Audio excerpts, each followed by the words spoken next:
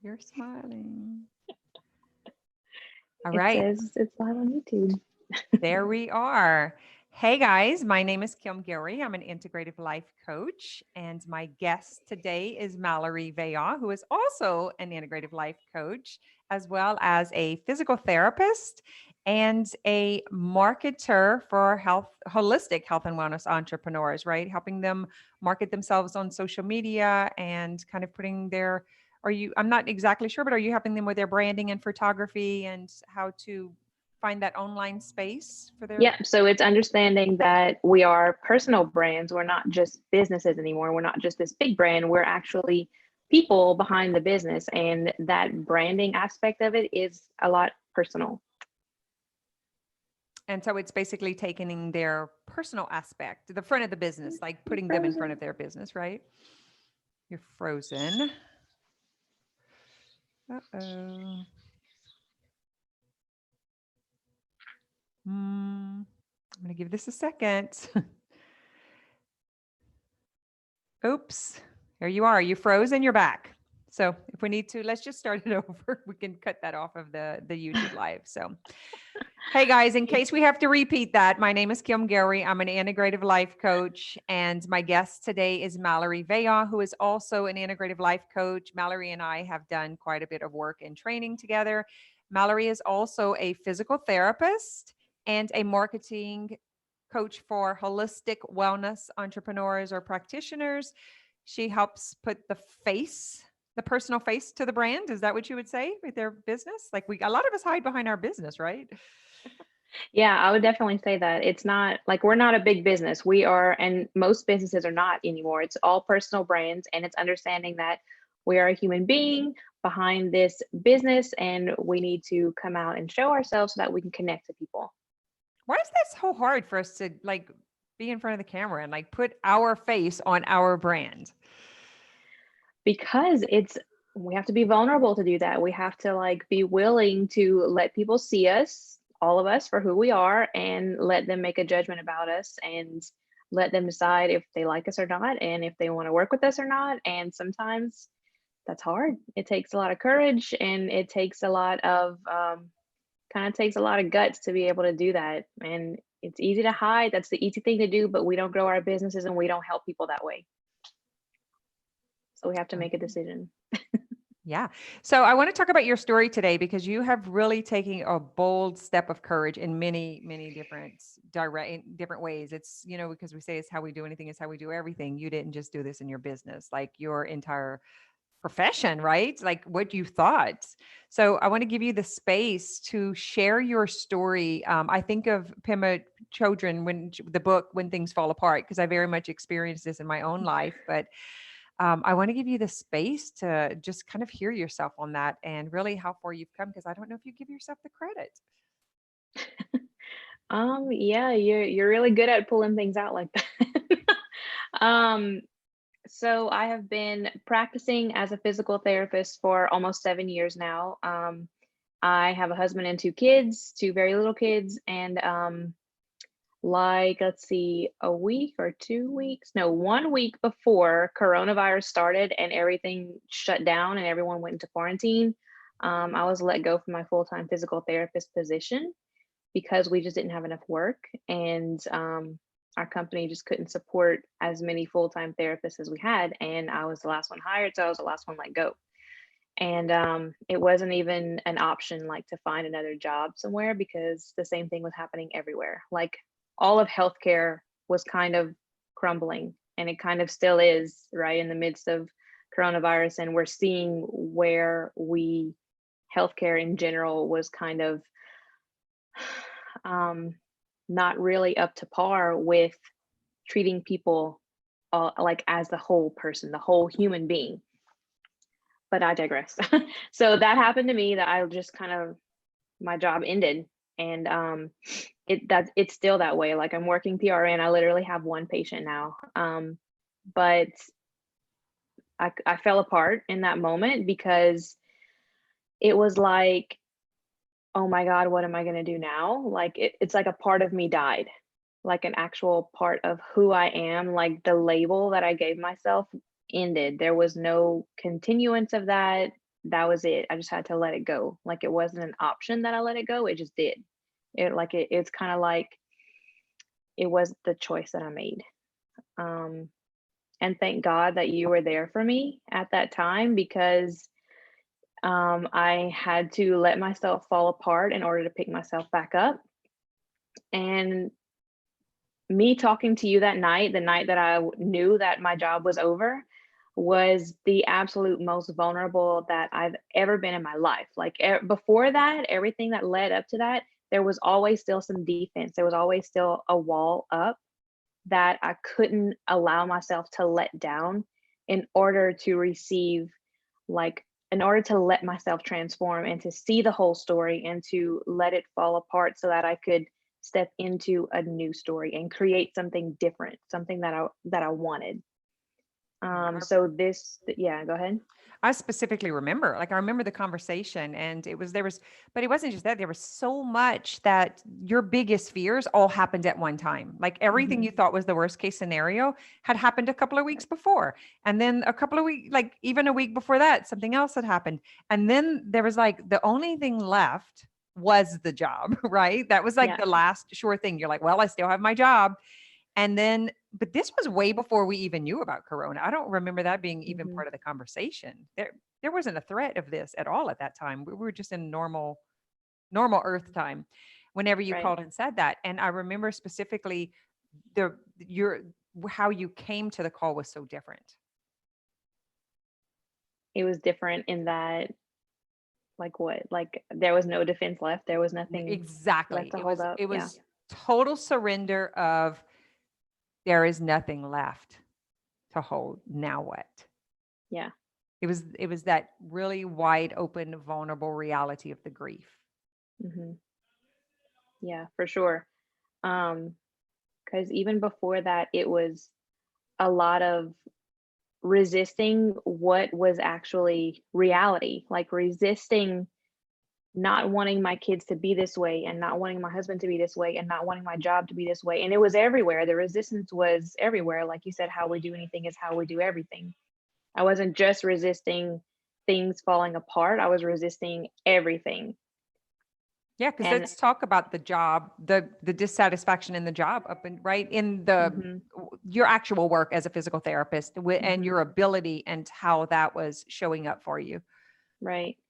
Um, it was feeling like I wasn't, whether it was me not giving everything or they couldn't receive everything that I was giving them, or either that or just not understanding like where the disconnect was, because I felt like I was so capable and so able to help them heal, and maybe they just couldn't receive it. Yeah. And on top of the physical aspect, like me actually putting my hands on people to help them get better, like I had this background training as a life coach, right? And I could see where they, it was not just the physical pain that they were having, it was the emotional pain and it was their story that they couldn't let go of. But even there was resistance with, like, I couldn't coach them. Yeah. Like they didn't know what that was and they thought that was not acceptable and they weren't willing to go there. So I felt like I was doing a disservice. I felt like I couldn't really treat people the way that, in a way that would make a difference, because it was always the same thing coming back, the same patients, the same houses that I was going into, and they had the same problem every time. And it became to where I was like, okay, I don't want to do this anymore. I'm not making a difference in anybody's lives. I'm not happy with this. This is not why I went to PT school. This is not what I wanted for my career. Like, I'm meant to help people make dramatic changes in their lives, and this isn't it. This isn't it. So what is? Let's talk about the moment of like, so you had so much training, amazing training with the physical body, kind of like myself as a massage therapist. And we understood like what made the body do what it did, right? And how Mhm. to physically manipulate in order to get relief. But then we also hit that brick wall and that resistance that we had done everything and that we still had this. And then you remember whenever I was your patient, even right, whenever I was dealing with the like the intense physical stuff, and we were working the mental and emotional pieces, and I remember you were like, "What? Whoa, wait a minute!" Right? You started putting the pieces together, And it's like I could see the system that you had been trained in and kind of unravel and open. It was kind of like cracking that coconut open. And you would send messages on a regular basis, like, what about this? And what about this? And then you were just like, oh my God, oh my, is it everything? Do you remember? Yeah. Like, have Yeah. you, are you still in touch with that surprised part of yourself? I guess is what I'm asking. Yeah, I am. It's still like I still see stuff like little things here and there that'll come to me, and like I'll look something up in my book or whatever, and oh, that makes sense. Even to like my sister-in-law thought she was getting sick, and like I looked up, she told me her symptoms. I looked up in my book. She's a counselor. Like she doesn't do life coaching, but they're kind of close. They kind of butt up against each other. And I was like, I literally took pictures of the book and sent it to her, and she was like, yeah. And the next day she was fine. Just the awareness that this situation could be bringing on these symptoms. And then the next day she had no symptoms. Like, and like, at first I was like, okay, really? Is this really happening? Like, I still see it. I still have moments of it. And I'm like, okay, I just need to just trust and let go, just surrender. This is what it is. It's real. This is it. Like, this is what it is. It's just, I think for me, when there are so many other people that don't believe it, I question myself and I don't have that trust in myself. And it's like, okay, I have to like step away and come back to me and what do I believe and why I believe it and how I know that this is true because I've experienced it. I know that it's true because I've had so many experiences with it. Yeah. So I just have to kind of not really listen to everybody else. Everyone Well, else who doesn't believe it anyway. we keep getting the reminders, right? We keep putting the pieces together, like, and then it's like, Mhm. so we'll check another, but it's like our mind, the intellect will never be satisfied because it's not logical. And so what we keep doing is we keep Well, trying to prove it to ourselves, right? And then we have all these other people yeah. who say it's crazy also. And we 100% energy, like our emotions, our energy, our mindset, everything is reflected into the world and then we create it. Like it's for Mhm. sure. Mhm. The intellect is like, It was, it's crazy. and the way that the whole profession of physical therapy came about was that these people knew that there was something going on that they could help, but they had to prove it. They had to provide actual undisputed evidence to prove, like to the doctors and to the insurance companies and whoever, that this made a difference and this created the healing or this made the change. So we had to find proof to validate our profession. And that's the background that I was trained in, and that's where I came from. So like I already had that analytical mind before, and then I went through the training where everything had to be proven, and if you couldn't prove it, then you couldn't say that this is what it is. And then now everything is flipped upside down. But it's Everything still is flipped upside placebo down. though, right? It's It is, because you yeah. believe it. If I put my hand here, you will feel better, Mhm. right? If I tell you this, if I make the connection for you and you have the awareness, you will feel better. It's all it's all the same, just one you're physically doing, one you're physically believing. Like I don't see a difference. Tell me your thoughts on that. It's kind of like, is seeing believing or is believing seeing? If that's what you believe, that's the theme That's of what my I think the house. difference is. That's That's what you what I believe. think the difference is. It's like truth is belief. It's what you believe is your truth. Your truth is what you believe. Like it Mhm. all works hand in hand. That's perception. So Yeah. yes, it's true to them. What they believe is true to them. What you believe is true to you. I believe is true to me. It's kind of tricky.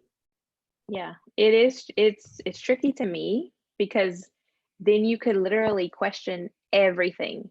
Oh, Even like, what color is this?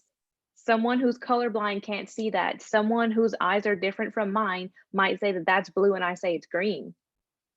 So you can't say that it's a fact. And it's like, where do we go from here? Now what? That's where my brain let's ask goes like, this. whoa. Why do we need the fact? Why do we need the label? To prove it to ourselves, to prove it to our minds, to prove it to be true. To have something to compare it to. Yeah, it's really Yeah. insane whenever you, I mean, we can take this down, we can dial in so deep. But I think that was the biggest thing for you. Exactly what you just said is like, well, then what can I believe? Because that was your biggest question. That's the aha moment I Mhm. refer to you all of the time when someone's like, wait a minute, then what about, and what about, And I'm like, y'all need to all talk to Malerie, because this was her biggest thing. She was like, well, what is true? Well, what is real? But well, like, it's almost like we just discovered that the Easter Bunny is not real, or the Tooth Fairy, or Santa Claus is not. Like, wait, what's going to happen the night before Christmas now? But it's like that's what I was put on earth for, is to understand what is the truth. And I feel like I'm finally getting closer to it. Like maybe I'll never know. Like I probably never will know, but I What if feel we like I'm don't? getting closer. Like I'm on the path. I'm a lot closer than I used to be.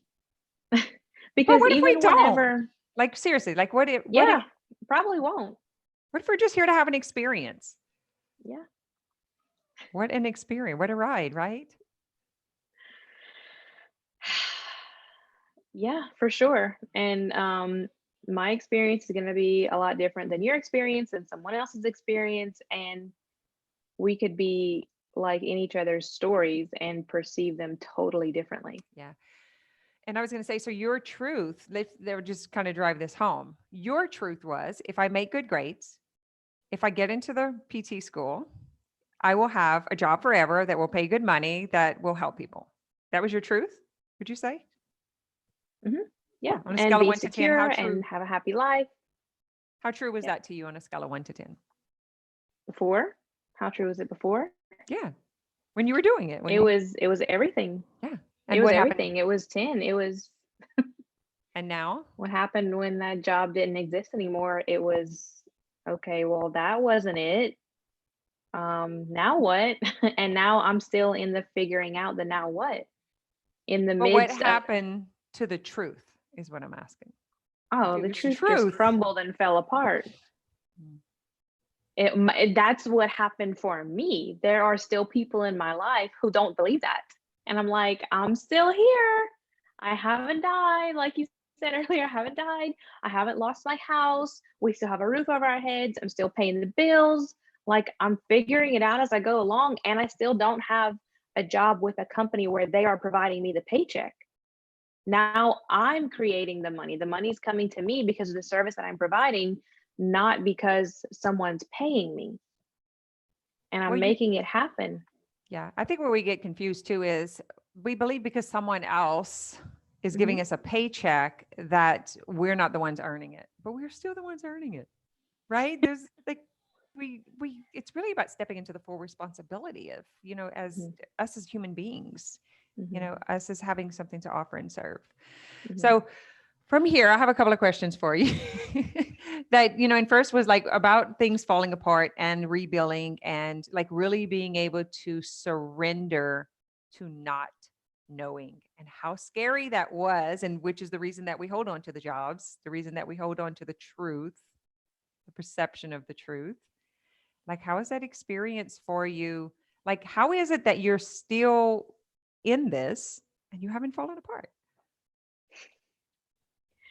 It's only because of the self coaching, the peer coaching, and the tools that we have, the tools and the punchline approach, all of those things, and like going within and letting myself be vulnerable and letting myself wonder and say, okay, well, that wasn't the truth, but the truth is out there. My truth is out there, and I'll figure it out as I go along. And I don't have to have the answers all right now, like I thought I needed to. Because without all of that, I don't know what I would be doing. I don't know. Um, I don't know.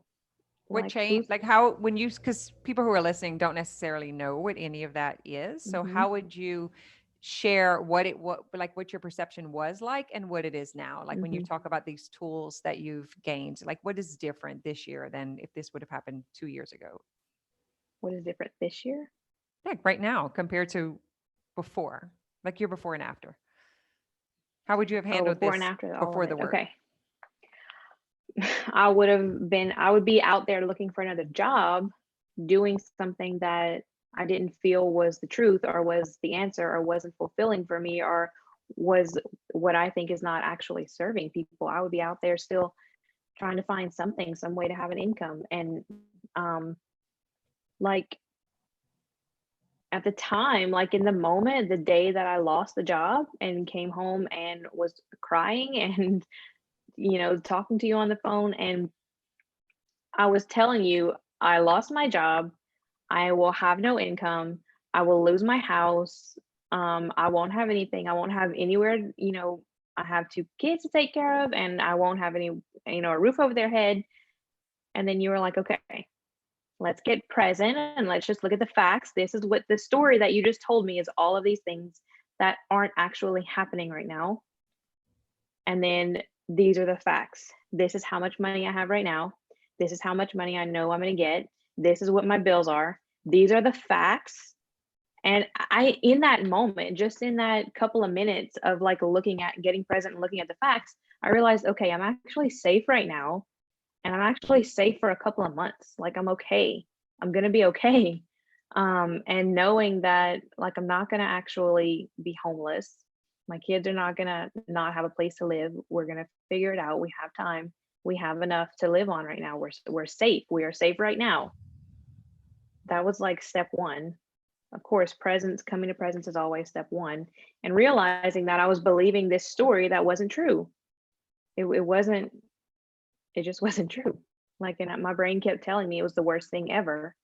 And everything that I had done before that was to make sure that I didn't get to this point where I had no money coming in and I couldn't pay my bills. And that would be totally irresponsible of me. And now this was it. Me thinking that it was irresponsible to not have a job and not have income and not pay my bills.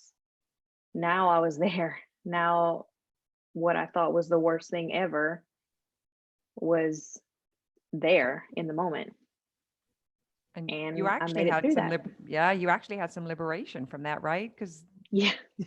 it was kind of interesting. The next day, you were all of a sudden so happy and joyful and bright. We were like, Yeah. interesting. Because it's like I allowed that grief to process right then and there, instead of like drawing it all out and trying to not feel it and trying to suppress it and just keep going without letting myself feel that grief for the loss of the job and the loss of the identity and who I thought I was, and just letting that go. Like, just letting myself feel the grief and let it go. Just let it move through me and go. By the time I woke up the next morning, by the time before we had ended the call even, I felt so much better. Like, I felt like a million pounds had been lifted off of me just from letting that go. It was something that I didn't want in the beginning. All along in the last couple of years, I had been building up this other business. And that other business was exactly what I wanted and what I wanted to create. And comparing it to this job that I had that wasn't giving me the satisfaction that I wanted, it was such a contrast. And when I finally didn't have that anymore, but I knew that I could still make it without it, I felt free. Like, I felt like a totally different person. Like, I felt like I could do anything. In fact, the next day I drove a couple of hours away on a photo shoot, and I just felt so good. I just felt like in a way that I never had before. Like, instead of trying to figure out what was the next thing that I needed to do in the car on the way over there, I was like singing and driving and being this person that I hadn't been in a long time. It was like part of me that went away came back. Mm. Like, this person that had these dreams and these desires to create something new and different came back to me. Like, she had gone away and then she came back. And I think that was part of it. What would you say was preventing you from having that permission to create? Because I had to, I don't know, I had all these like self-imposed rules and like the rules of the system of, the insurance and the healthcare and the Medicare and all that stuff. I had that. So I couldn't like be me in the way that I wanted to be. And I couldn't treat patients in the way that I wanted to, in the way that I thought was best, because I had to satisfy the requirements of the system. And I had to continue going to work to continue making an income to provide for my family. Mm. To keep living the story, the illusion, right? Like how we Hmm. just do the same thing day after day and then we call it living. Yeah, yeah, for sure. And it was not living. It was heavy. And I didn't realize how heavy it was and how much the weight of that felt until it was gone. It was gone and I allowed it to go. Like I wasn't trying to hold on to it anymore.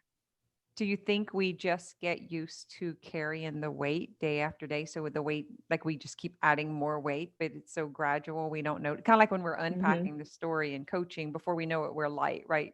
But you Yeah, think it's similar to that, that like yeah. wrapped into this, and then you added this on top of this, and then we extend our bills, and then we have to keep it up, and right? That would you Hmm. say? Yeah, definitely.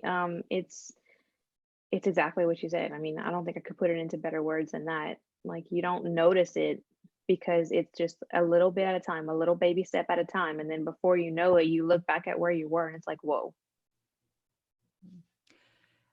I'm thinking of this right now. There's so many people in our area that are talking about like gas prices and offshore and the exact fear that you were living in a couple of weeks prior to any of the pandemic stuff, right? That these were your exact fears, right? About your husband's job, your kid, like all of it, right? Hmm.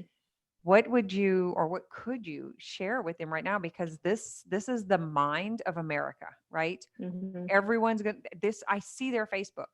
We're about to lose everything. We're talking about those families who've lost everything they've worked for. This is the exact same thing I recall you saying. Would you, could you Yeah. relate to that? It's like we go to work building what we think we want. And then once we get some of that, then we realize that that's not the thing that we actually wanted. Like we wanted this feeling, and we thought that getting this thing, like having a mortgage, like having a house and paying the house, like the mortgage, and having the new car and having the this and having the that, was going to make us feel the way that we wanted to feel, like happy and fulfilled and joyful and excited. But it's not the thing that makes us feel that way. And so when we go through life and we accumulate all these things, like in this case in the form of these, bills that kind of piled up, without having the resources to support that, and we feel like we have to keep trudging along until it's paid off, and then by the time it's paid off then we get another one.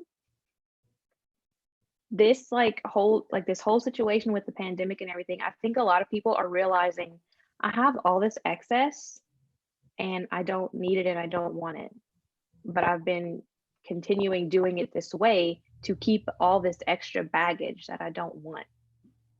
And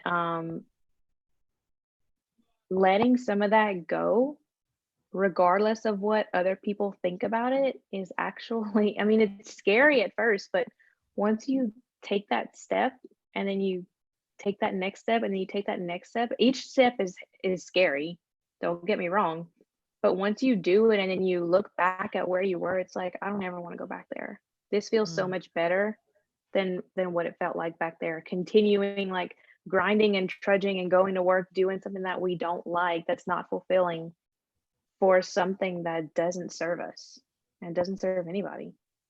Like I think a lot of America's realizing that we have all these possessions for nothing, like for us to keep kind of tying us down into this story that we don't realize it until we have to let it go.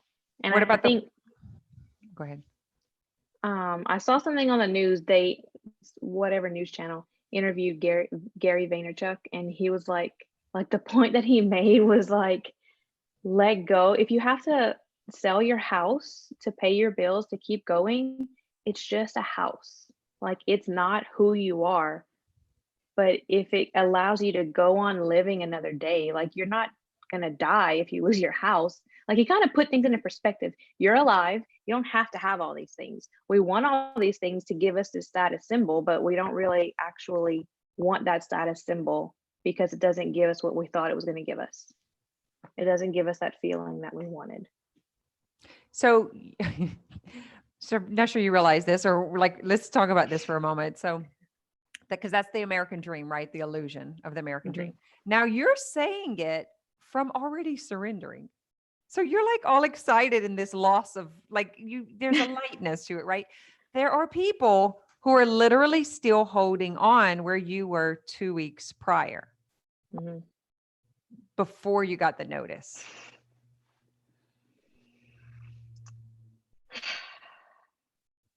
Can you sense that? Like it's so wicked, right? Once you get the liberation Mhm. from it, you're like, you want to tell the world, like, it's not that scary. The scariest part Yeah. is the thought. What was the thought, Mallory, that had you so scared weeks before? But then once you received, and in 30 minutes of processing, you were liberated. Mhm. That's almost unbelievable, those two worlds, right? Like, how could you go from literally holding on, not being able to breathe? Because that's where they are right now. What I thought was that without this job and this income, this consistent income, I was going to lose everything. I was going to lose everything I had worked for, everything that we had now. And that's why I kept holding on, trying to keep everything from falling apart.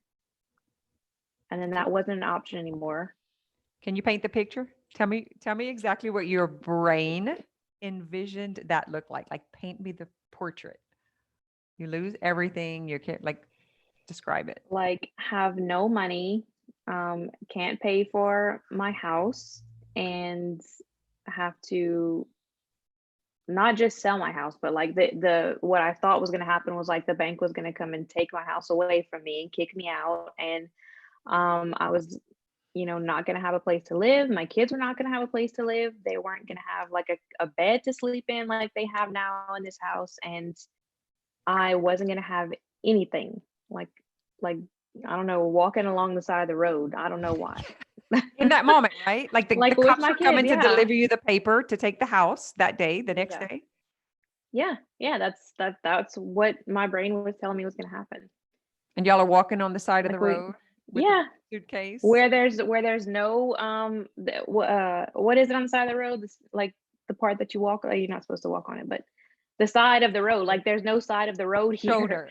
The shoulder, there's no shoulder of the road here, and there's no sidewalk. There's nowhere to walk. They're literally walking in the road in danger and harm's way, with my two kids, my two little kids, like Guys, this put is the them in primal brain. danger. Oh, I'm sorry. I keep talking on top of you. It's okay. This this is the primal brain, right? In action. Like you just painted the picture of the monkey mind. And it feels so real. How did it feel in your body? Oh my God. I was so scared. It was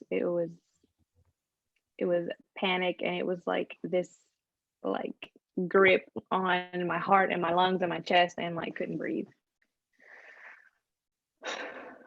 And that came from a thought. Yeah.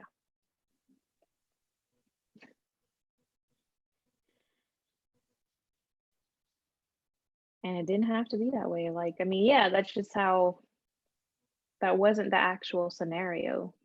That was just my brain freaking out.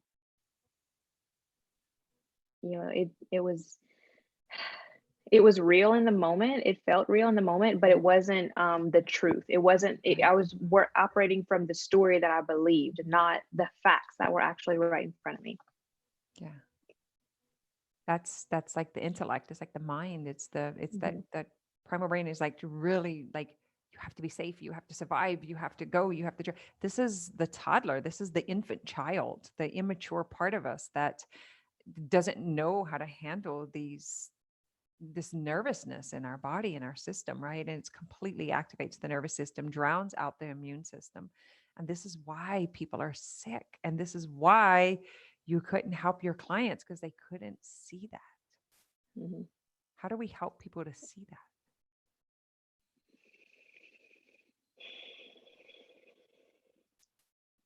First of all, I mean, I guess we don't have to actually have the experience, but I feel like it helps to be able to say, "Hey, I was there. I did, like, I went through that." Um, but first, we just have to stop and take a breath for one thing.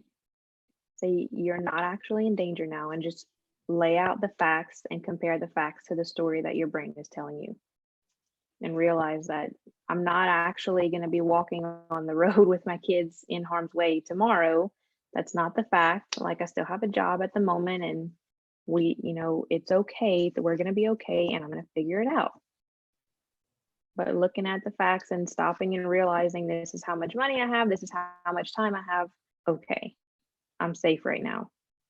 I'm safe long enough to let my body calm down, let my brain calm down, and then let a new way of thinking come into me, like come into my head, come into my brain, so that I can figure out a new way to do things.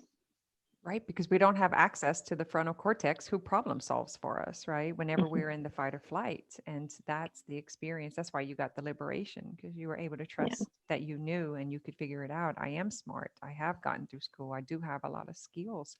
But it's funny how we forget them when we're in the panic. hmm It's like you have a toolbox, but you can't open the cabinet doors to get to the tools.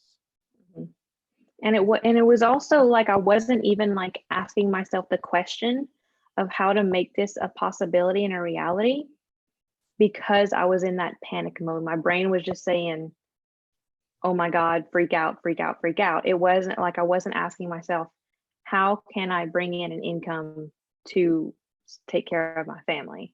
Like, that wasn't even an option in the moment. Yeah, I can see that. It's in the like actually resisting what just happened or trying to figure out what happened or trying to make I it think better. you're frozen. I'm frozen. Am I still frozen? Now you're Can you frozen. hear me? Yes, I can hear you. We're just going to keep rolling with it. Uh-oh. So,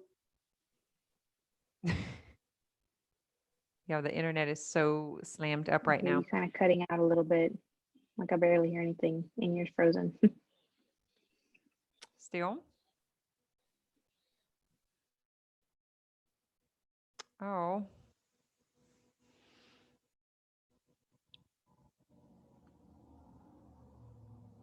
So there you are. Back. It's like you go out and then you come back. So I You just were doing wanted the to same talk thing. about, because I feel like it was leading very much to what we were saying. It's like, how can we help others? One way for sure is for you to help the clients that you help market themselves in a different way so that they do have accessibility.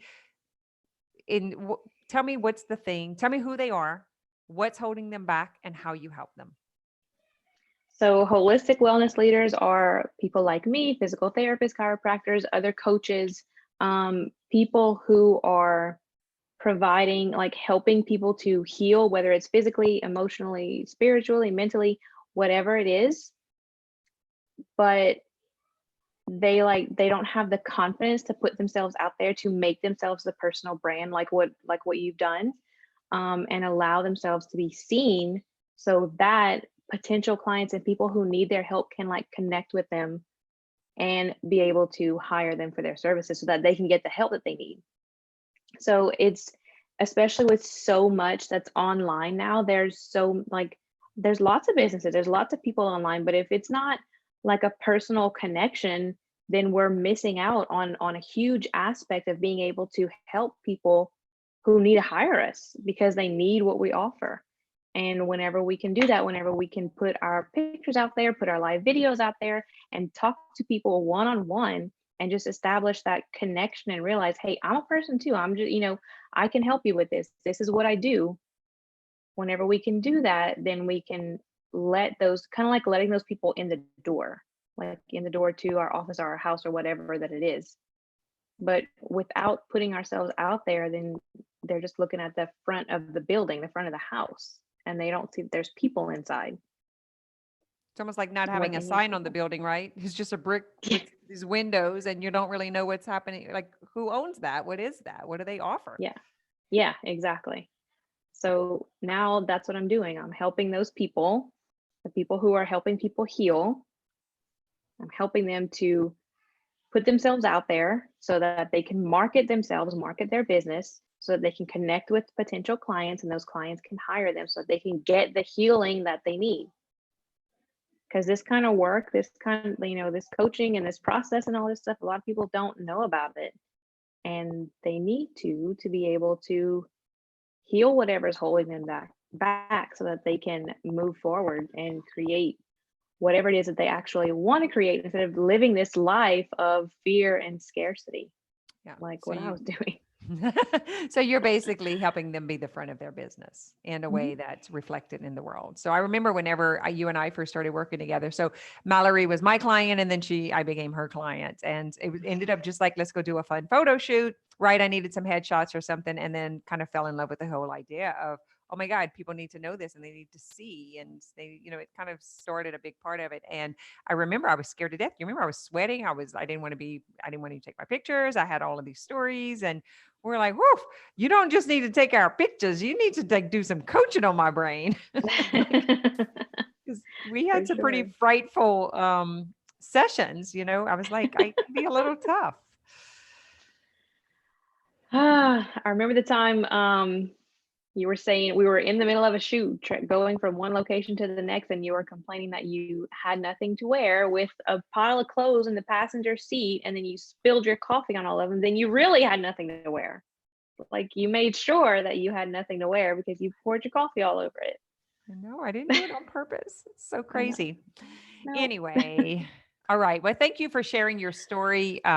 It's What would you give as a takeaway for, right now, people are holding on really, really tight, and they have no idea when we're going back to work, they have no idea what this is going to look like. A lot of them are health and wellness practitioners, but many, many, many are school teachers, or wife or husband, someone like that works offshore, or like it's just this unknown. Mhm. Um, what we didn't realize was before this like showed up and brought it to our attention, we really didn't know what was going to happen day to day. Like we could get in a car accident in 5 minutes and it'll all be gone. And but we're not living our lives that way. We're living our lives like for the future. And that future may or may not ever come, whether we have a job or not.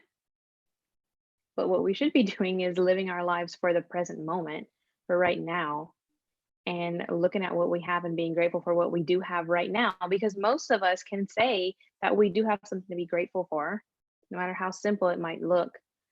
Um, but sometimes we just need to surrender and let go of the expectations and what we thought things were going to be, and give ourselves the opportunity to make room and make space for what's what's trying to come to us, because sometimes it's a lot better than what we thought it could have been. Yeah. Yeah.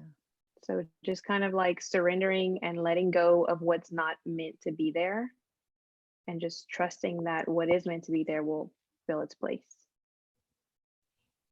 All right. And I will put your information in the show notes here down below in the details, so they can find you, if anyone's wants to know more about what you do, or maybe just needs to maybe follow you on social media and kind of get a little bit of this inspiration. How did you figure it out? How did you come to this place that you really could be at risk of losing it? This is what I find interesting is, it's not even necessarily that you've ever had that happen for you to believe it could happen, but somewhere someone told you this. Somehow you had this planted in your head that there was a possibility that you would be walking on the side of the road with your kids, with looking for a home, right? Do you see what I'm saying? That's what's so interesting is, guys, our brains are running that story.